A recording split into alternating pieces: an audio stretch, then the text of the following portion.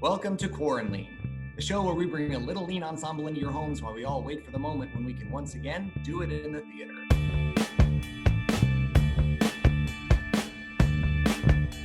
I'm Blake White. This is episode 3 of the online talk show, and I'm beginning to think I have no idea how anything works. Over the past 3 weeks, the United States has come face to face with a self-reflective movement unlike anything it's seen since the late 1960s. This movement is coinciding with the third month of the COVID-19 pandemic here in the US. The murder of George Floyd has served as a catalyst for protests for civil rights, which are shining a necessary and harsh new light on systemic racism. Those of us who hope to be on the right side of humanity choose to fight against what we believe is at its core an American problem. Artists like Tony Kushner, Lin-Manuel Miranda, Heidi Schreck, August Wilson, Lynn Nottage, among many others, have all shaped and shifted the conversations on social justice. At its best, theater is a place where debate is welcomed rather than forcibly ended, despite any emotion, unease, and disagreements that can at times be palpably experienced. On June 4th, I was joined by the CEO of the Hilton Head Symphony Orchestra, Alan Jordan, the Director of the Office of Cultural Affairs for the town of Hilton Head, Jenn McEwen, the CEO of the Arts Center of Coastal Carolina, Jeffrey Reeves, and the Artistic Director of the Hilton Head Choral Society, Tim Reynolds. This roundtable did its very best to discuss every facet of this fast-moving moment in history and how your arts organizations can best respond in our bucolic bubble of Hilton Head. The conversation is at times uncomfortable, it is imperfect, and it's incomplete. So for the sake of time, we're going to jump right in. But first, we're going to say thank you, as always, for being a part of the conversation.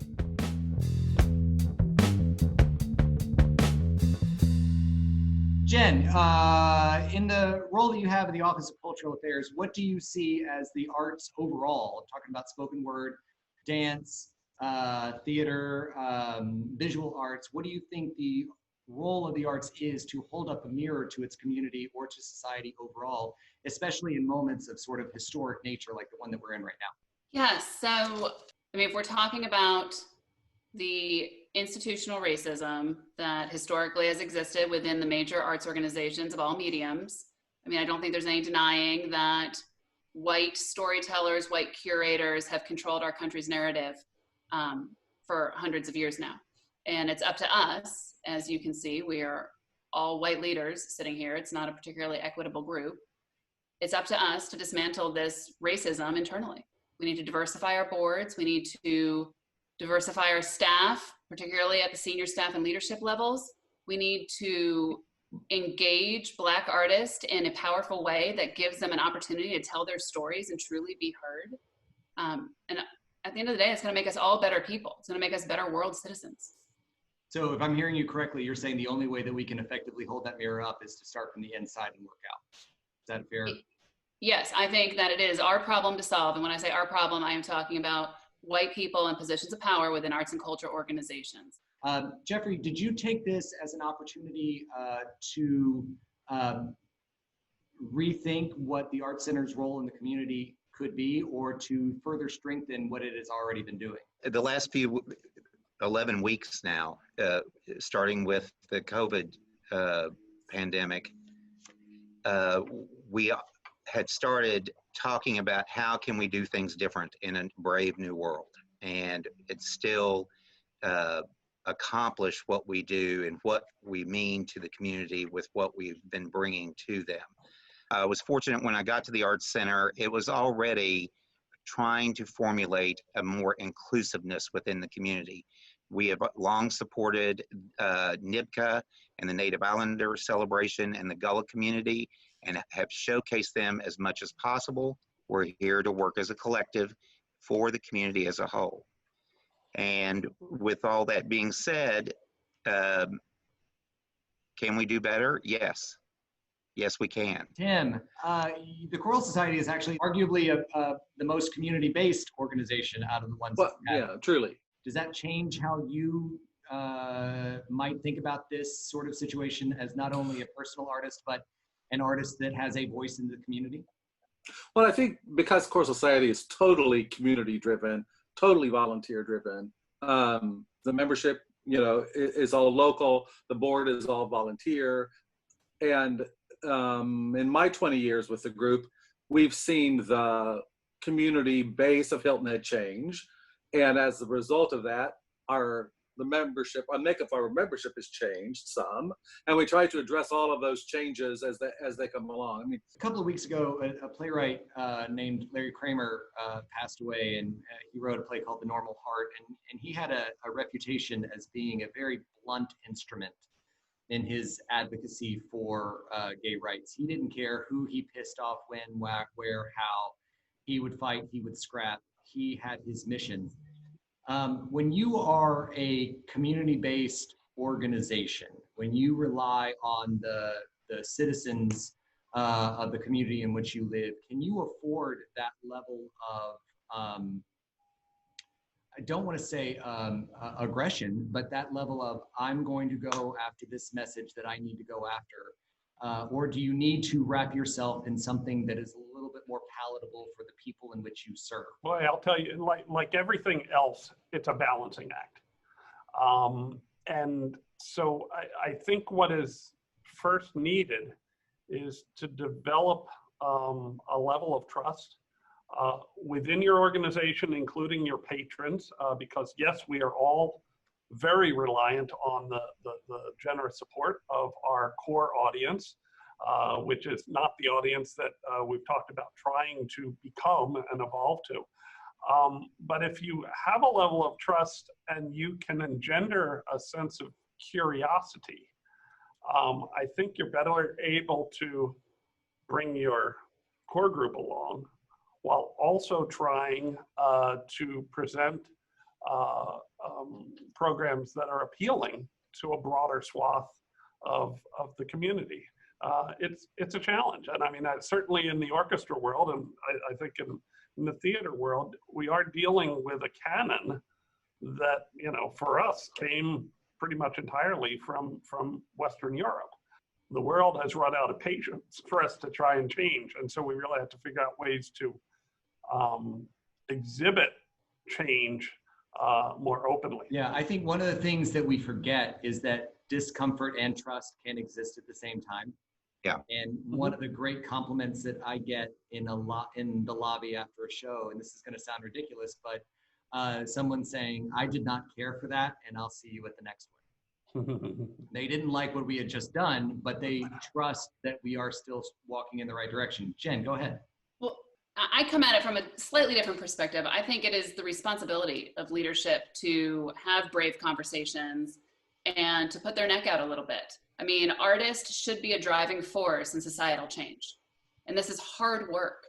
Being an anti-racist, being mindful about diversity, inclusion, access, and equity is hard work. And it needs to be daily work. It doesn't need to be just because being an anti-racist is trending on Twitter today. It is something that needs to inform all decisions that we are making as artists in our community. We would not be doing our responsibilities as people in the arts, especially in the regional arts, which I think is a very different ball game. When you are based in your community, it doesn't matter if your community is Hilton Head, it doesn't matter if your community is Chicago. If you are a community-driven organization, if we don't talk about it, it won't get spoken about. And Right. And there's no way any conversation amongst the five of us is going to please everybody, but it's an acknowledgement of something. Well, and we're fortunate in the community that's as small as ours numerically, that we have this great interest and support of the arts in general. So many people that have retired here have come from more urban areas, and those things are important to them. Orchestra, art, chorus, the theater. So they're fully engaged in those. Yeah, you're not going to find a lot of towns of 40,000 people that have this group of titles. Yeah. For the past 2 months, my MO has been, what can we do to create a situation where an audience and a group of performers, whatever they may look like, can comfortably and safely gather to be a part of the arts. And then the events of the last 6 days happen, and I want to be able to gather people, perhaps to make them uncomfortable. because I feel like that is what needs to happen right now, because as much as we all love the community in which we live, it's a bit of a bubble. I think you can enlighten and you can challenge and you can entertain. I think anything is possible right now. We do have to dig deep, and we do have to think, and we do have to rearrange things and still, accomplish and contribute back to the community. And then also we have to be mindful of what it is that we're bringing and what it is that we're showing them, and engage more. It's not just a local discussion. It is a national discussion. We all have to look at everything differently now, and we all have to approach everything differently. And we also have to be mindful that we can't just be there all the time and be silent when things are going on nationally that has a huge impact on all of us. We talk about our comfort zones, and I mean, again, I've been here for 5 months, but I think for the Hilton Head Symphony and our audience, First Presbyterian Church is a comfort zone.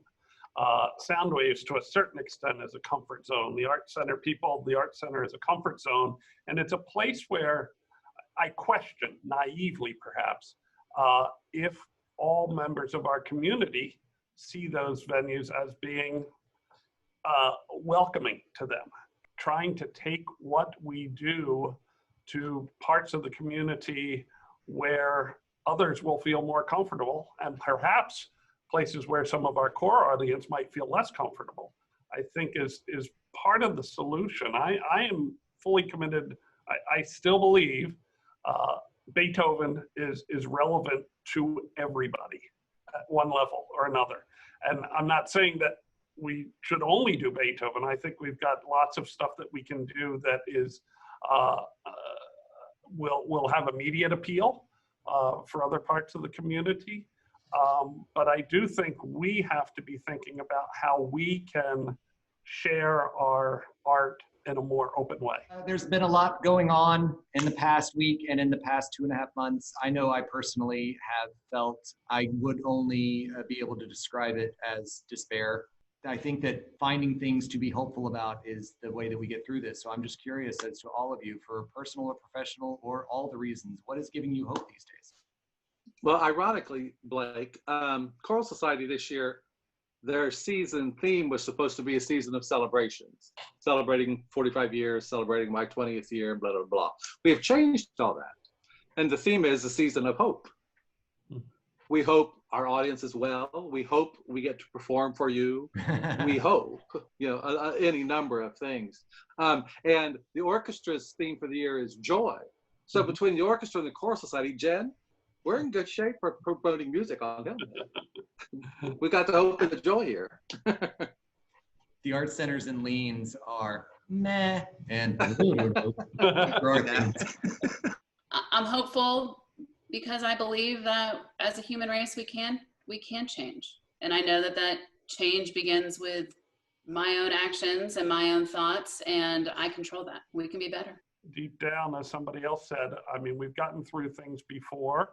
I fully believe we will get through these things, and the hope is that we will get through these things as a better society and civilization.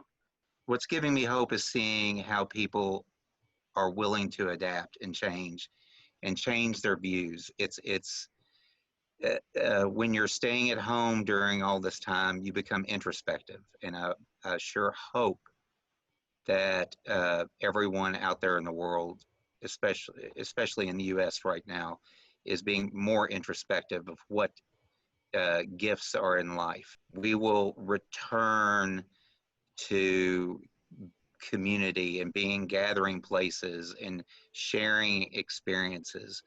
You're hopeful for hope. I'm hopeful for hope.